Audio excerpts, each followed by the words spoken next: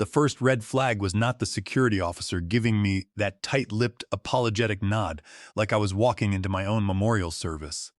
It was not even my magnetic access badge buzzing red and refusing to unlock the glass double doors of the scientific research wing. No, the real gut punch came when I bypassed the electronic lock, using my supervisor override keycard, pushed open the heavy oak door to my laboratory, and saw a complete stranger sitting in my ergonomic executive chair. He had his polished leather shoes kicked up on my custom mahogany desk, nonchalantly sipping espresso from a white ceramic mug that had World Best Innovator printed across the front. I had not even crossed the threshold when he looked up from his tablet, grinned like a hyena on synthetic caffeine, and declared with supreme confidence, "You must be Daniel. I am Brandon Cole, the new Director of Molecular Innovation. The new Director of Molecular Innovation." I stood there in my tailored white lab coat, blinking once, then twice, letting the full absurdity of the situation sink into my consciousness. 3 months ago, I was running this entire research division. My name was etched on the frosted glass entryway door, stamped across 8 federal patent applications, and printed on every primary grant allocation document that kept Apex Biotherapeutics afloat when our Series B venture capital round was drying up on Sand Hill Road. I was 49 years old, a senior molecular biologist who had poured 6 long years of 80-hour workweeks, 2 missed family anniversaries, and dozens of sleepless nights into this sterile concrete bunker of pipettes, bioreactors, and high-resolution mass spectrometers. I had personally assembled every experimental protocol, calibrated every centrifuge, and recruited every junior technician in this facility when the company was just 3 people working in a rented basement laboratory in downtown San Diego. And now Brandon, a 32-year-old corporate climber wearing an ill-fitting designer jacket and suffocating cologne, was sitting at my desk as if he had owned the facility since its founding day. He stood up slowly, with exaggerated theatrical pity, reaching into my middle desk drawer to pull out a thick manila envelope. Human Resources wanted to handle this transition through the standard formal exit channels, Brandon said smoothly, sliding a single printed document across the polished desk surface. But I figured it would be far more efficient if we handled it, man to man. "Welcome back from your trial deployment, Daniel. Consider yourself replaced effective immediately." Inside the envelope were my formal termination papers. The signature lines were clearly marked in red ink, and the severance clause was pre-filled with the kind of insulting, lowball financial figure corporate lawyers offer someone they assume is too demoralized or exhausted to fight back. They were offering me 3 months of base salary in exchange for signing a blanket waiver of all future legal claims against Apex Biotherapeutics. I looked Brandon straight in the eyes without flinching. I did not raise my voice. I did not slam my leather clipboard onto the desk or throw my white coat onto the floor. I simply took a cheap black ballpoint pen from the holder on the desk, walked past Brandon without making eye contact, and stepped out to the security counter in the main lobby. Instead of signing the exit release form, I signed my name on the daily visitor entry log on the counter, marking the exact minute of my departure. I handed the pen back to the security guard and asked calmly if I needed an official security escort to leave the premises. The guard looked down at his polished boots, visibly uncomfortable and unable to meet my gaze, and pressed the release button to buzz me through the heavy glass doors. I walked out into the bright California sunlight, carrying a small cardboard box containing my personal reference books, framed scientific awards, and family photos that felt heavier than a lead vault. I drove home to my apartment in La Jolla, taking the scenic coastal route along Torrey Pines Road as the cool ocean breeze blew through my open car window. Looking out at the golden cliffs and crashing Pacific waves, I remembered how much sacrifice had gone into building that laboratory from nothing. That manila envelope rested on the passenger seat like a radioactive package. I did not shed a single tear. I did not call my former lab team to complain about corporate disloyalty or executive greed. I simply walked inside, poured myself a double scotch the color of dark amber, and walked over to the built-in filing cabinet tucked under my wireless router station. I pulled out the original hard copy of my employment contract from 6 years ago, bound in blue cardstock and secured with heavy brass fasteners. I turned straight to Clause 9.3, a concise paragraph buried between routine vacation accrual policies and standards non-disclosure agreements. It was a single, surgical sentence I had personally fought to insert during my initial onboarding, back when the founding executives were desperate for my scientific expertise, and I possessed all the technical leverage. The clause read clearly: all research, synthetic nucleic acid vector architectures, and patentable work shall remain the sole property of the originating party unless explicitly transferred through an executed federal assignment document.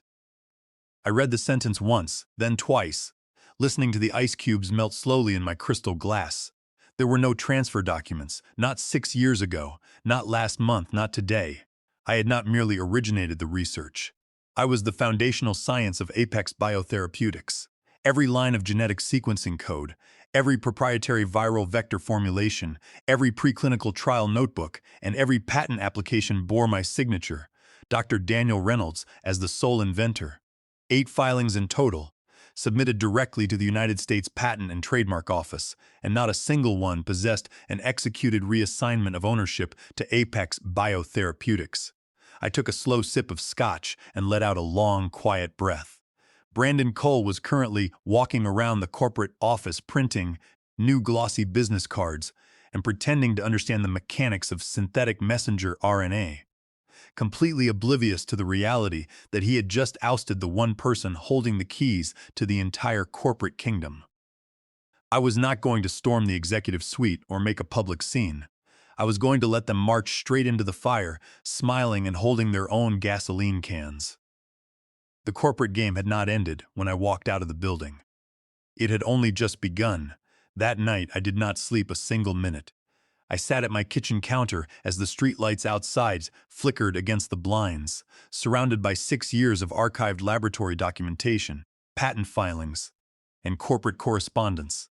The termination papers lay flat on the kitchen table like a bad hand of cards, but beside them sat the pristine filing receipts from the United States Patent and Trademark Office. Clause 9.3 was so understated on paper, a dry legal construct tucked away between clauses on sick leave policies and corporate computer usage rules. But I remembered every single word spoken during the intense contract negotiation 6 years ago. I was a 43-year-old molecular biologist back then, holding a fresh doctorate from a top research university and possessing a revolutionary scientific breakthrough in targeted synthetic RNA delivery. Apex Biotherapeutics was little more than a struggling startup with 2 empty laboratory benches, a mountain of debt, and grand venture capital ambition. They needed speed to satisfy early angel investors, and I needed absolute legal protection for my life work.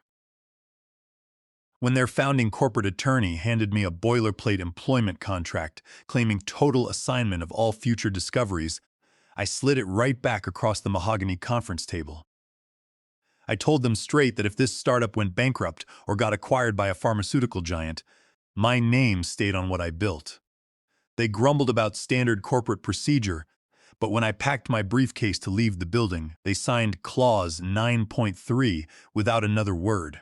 Back in the present, I began digging deep into public financial databases, federal patent registries, and corporate filings. I logged into LinkedIn and searched for the official page of Apex Biotherapeutics. There was not a single mention of my departure or my 6 years of foundational service. Instead, there was a flashy media release boasting about leadership transformation and next-generation pipeline expansion under Brandon Cole. Every quote from Brandon sounded like it had been generated by an artificial intelligence program, fed on corporate buzzwords and venture capital jargon. He spoke grandly about disruptive frontiers, bioharmony, and technical synergy as if he had personally assembled every nucleotide with his bare hands. Then I clicked on their latest financial press release and felt my pulse quicken. Apex Biotherapeutics was preparing to close a Series C funding round of $55 million from major institutional venture capital syndicates in Boston and New York. $55 million based entirely on a biotech platform, whose underlying intellectual property had never been legally assigned to the company, whose foundational patents were still registered exclusively under my personal name in the federal patent database. This was no longer just executive arrogance or poor management decision-making. It was massive corporate identity theft and federal securities fraud, and it handed me absolute legal leverage. Under Title 35 of the United States Code Section 261, federal patent ownership remains strictly with the individual inventor, unless a written transfer instrument is executed and recorded with the Federal Patent Office. Apex Bio possessed 0 assignment documents on record. Furthermore, under Title 35, Section 283, a federal judge could grant an immediate injunction freezing all commercial activity touching unassigned patents. The adrenaline did not hit me like a sudden shock. It settled in like a cold, steady clarity. I reached for my phone and dialed a private contact number I had not called in 3 years. Deanna Mercer answered on the 4th ring. Diana was a premier intellectual property litigation attorney at Mercer and Partners in downtown Los Angeles, a sharp legal mind who specialized in high-stakes technology ownership disputes and corporate fraud cases. "Deanna, it is Daniel Reynolds," I said calmly. "Are you still handling complex intellectual property litigation?" There was a brief pause on the line before Diana replied, her voice warming with genuine interest. "Daniel? I thought you were locked away in a laboratory building a biotech empire down in San Diego." I smiled into the receiver. "I took a brief sabbatical," I said. "But I am back now, and I have a case file you will want to inspect immediately." We met the following morning at a quiet, classic diner near the federal courthouse in Los Angeles. I slid a heavy leather binder across the polished wooden table. Diana opened it, pulling out a neon yellow highlighter from her purse as her sharp eyes darted methodically from Clause 9.3 to the patent application numbers, the USPTO filing timestamps, and the highlighted Slack messages from company executives acknowledging my sole authorship. She drew a thick yellow line beneath Clause 9.3 and looked up at me with a dangerous smile. "You kept every single original filing receipt, lab notebook scan, and patent confirmation?" Diana asked, raising an eyebrow in genuine admiration. "I never throw away legal leverage," I replied, taking a sip of black coffee.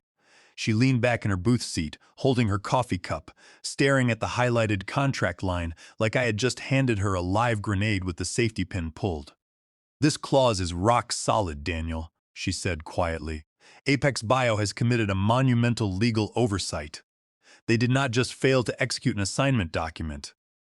They built their entire company valuation on intellectual property they legally do not own. We did not celebrate or exchange enthusiastic high fives. We simply sat across from each other, mapping out the precise timeline for maximum legal impact. Under federal securities law, specifically SEC Rule 10b-5, pitching unassigned intellectual property to venture capital funds constitutes material misrepresentation and federal fraud. Furthermore, their abrupt termination of my executive position violated the Federal Worker Adjustment and Retraining Notification Act, known as the Warnin Act, which mandates 60 days written notice for key executive reorganizations and mass layoffs. Diana smiled thin and cold. "We let them keep marching," she advised. "The higher they climb on that $55 million pitch, the harder they will crash when the truth comes out. For the next 3 weeks, I operated like a silent ghost in the corporate machine. I created a secure, anonymous email account and subscribed to every venture capital newsletter, biotech industry journal, and SEC disclosure feed. I set up automated search alerts for keywords that would make any corporate compliance officer break out in a cold sweat. Apex Biotherapeutics, Series C funding round, synthetic RNA platform, Brandon Cole, and my own name, Dr. Daniel Reynolds. Every morning, my inbox filled with industry updates. Apex Bio was riding high on aggressive publicity. An industry portal announced that Brandon Cole and CEO Richard Montgomery were scheduled to deliver the keynote presentation at the annual Biotech West Summit in San Francisco. On July 14th, the keynote address was titled "Revolutionizing Messenger RNA Delivery, the Cole Cascade Model." They were not just using my science. They were actively rebranding my lab work, slapping Brandon name on my viral vector delivery charts, and claiming my efficacy metrics as his personal breakthroughs. They had not even bothered to alter the graphic layouts or remove my original lab notebook control numbers from the slide footers.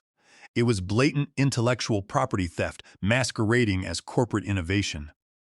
Rather than firing off an angry email or making a premature legal move, I reached out to Sarah Jenkins using an encrypted messaging application on Signal. Sarah had been my lead lab manager for 4 years, a brilliant researcher who had been demoted to compliance assistant during Brandon's recent corporate shakeup. She responded to my message within seconds. "Daniel," Sarah wrote back frantically, "everyone in the laboratory was told you took a voluntary retirement package with a massive payout." I let out a cold, cynical laugh. "Brandon told the scientific staff I retired?" "Yes," Sarah replied. "He claimed you wanted to pursue personal research interests." "Daniel, they are presenting your exact vector delivery data at the July summit.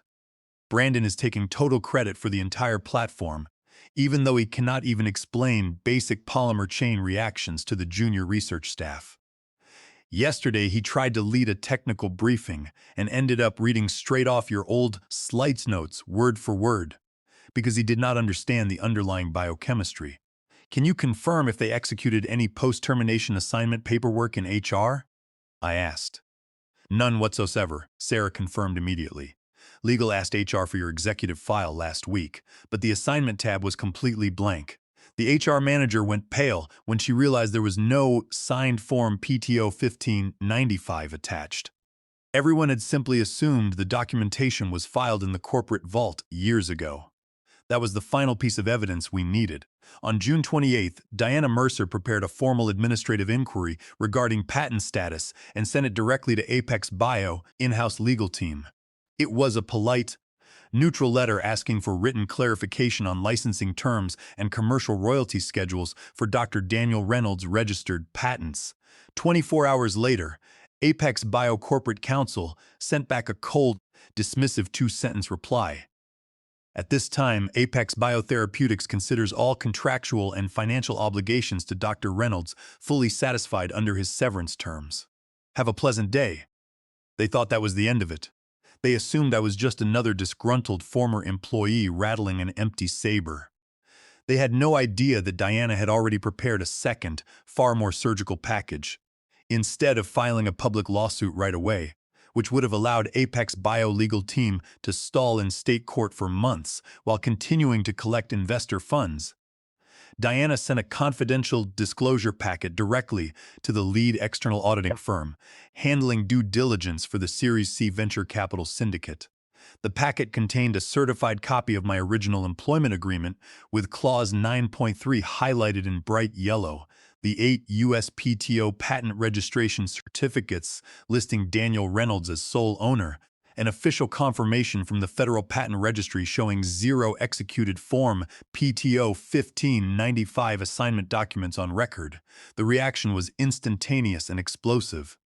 External due diligence auditors are like bloodhounds trained to hunt corporate liability and fraud. The moment the lead auditors cross-referenced my patent numbers with the federal database, the alarm bells went off across 3 major financial auditing firms.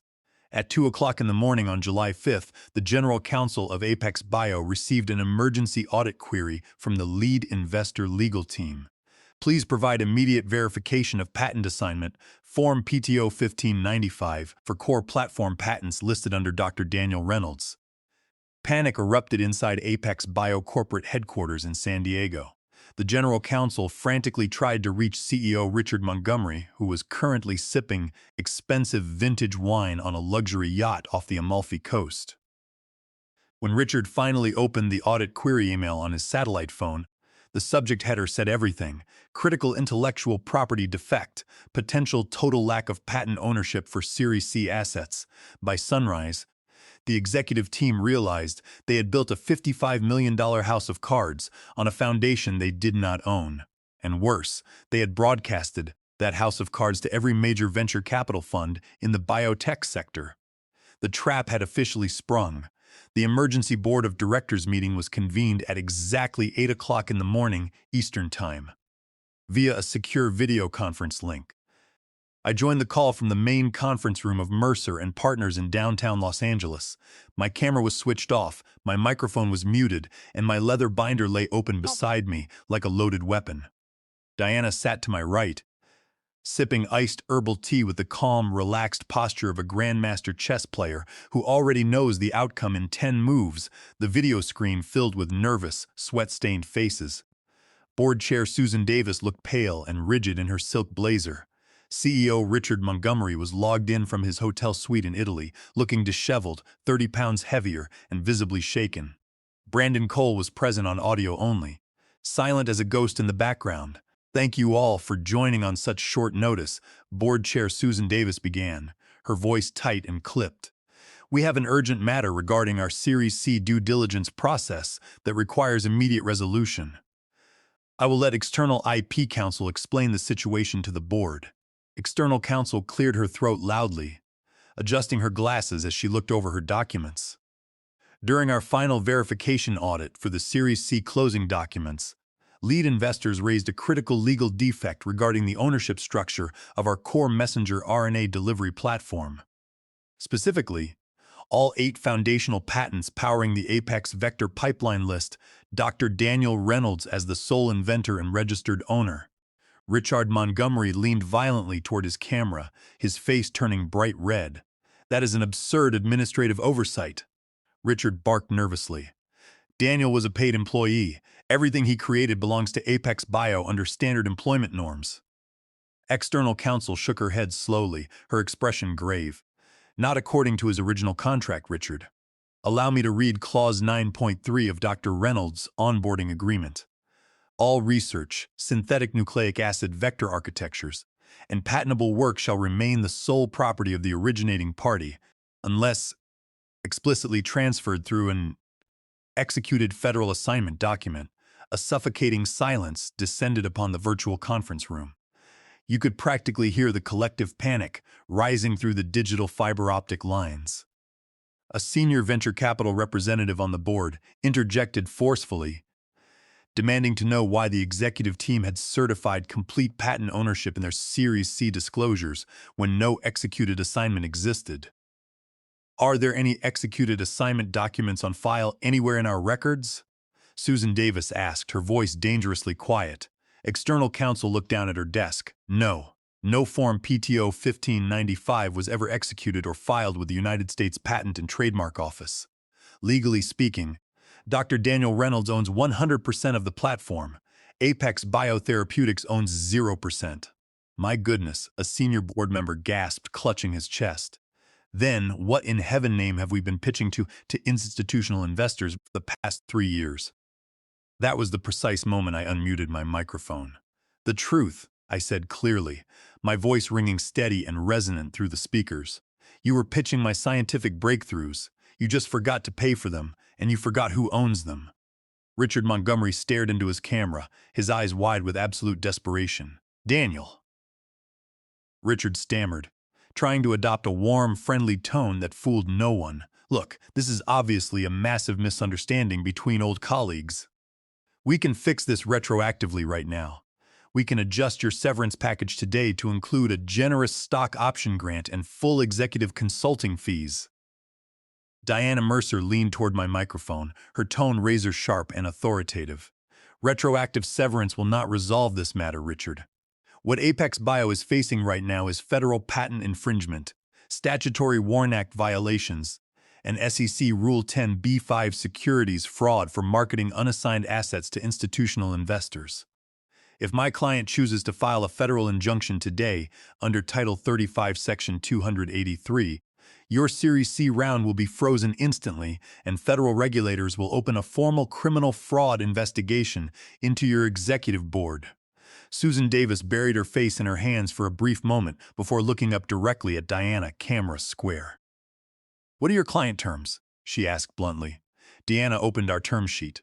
"Dr. Reynolds will not execute an assignment of ownership under any circumstances. However, he is willing to grant Apex Bio a non-exclusive 4-year commercial license for the platform.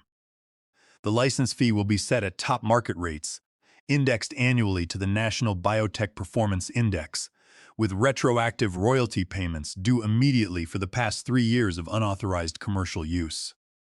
Furthermore, all corporate marketing, patent filings, and investor decks must explicitly state, licensed under the Reynolds Protocol.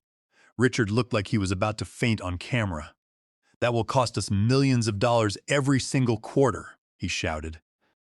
"Then I suggest you explain to your Series C investors why their $55 million round is canceled," Diana replied coolly. The board chair did not hesitate for a second. "Meeting adjourned for executive vote," Susan declared. "We will have an answer within 2 hours. The commercial licensing agreement was fully executed within 48 hours."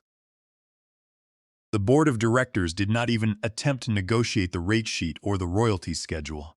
They knew the alternative was complete corporate destruction, criminal SEC fraud investigations, and immediate collapse of their $55 million Series C funding round.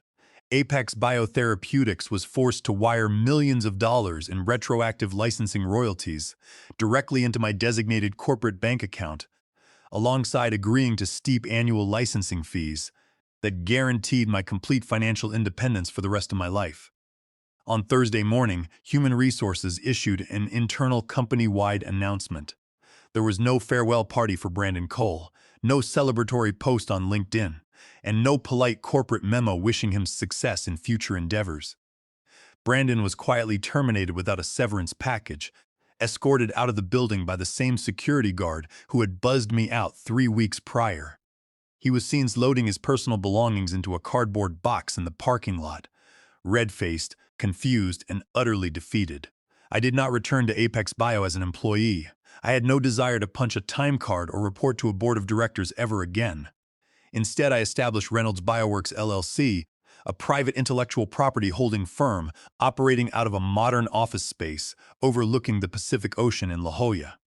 My first official act was hiring Sarah Jenkins as Vice President of Research Operations, offering her triple her previous salary and complete scientific freedom to lead independent molecular research. We immediately set up state-of-the-art laboratory benches and recruited top postdoctoral researchers who had grown disillusioned with corporate bureaucracy. Apex Biotherapeutics was no longer my employer. They were merely a vendor customer on my client ledger, required to pay monthly usage fees for every single experiment touching my patented platform. Under the strict terms of our licensing agreement, every quarterly development report, scientific publication, and investor pitch deck produced by Apex Bio was legally mandated to feature the required attribution line in bold text. Powered by the Reynolds Protocol, 2 weeks after the settlement was finalized, my private phone rang.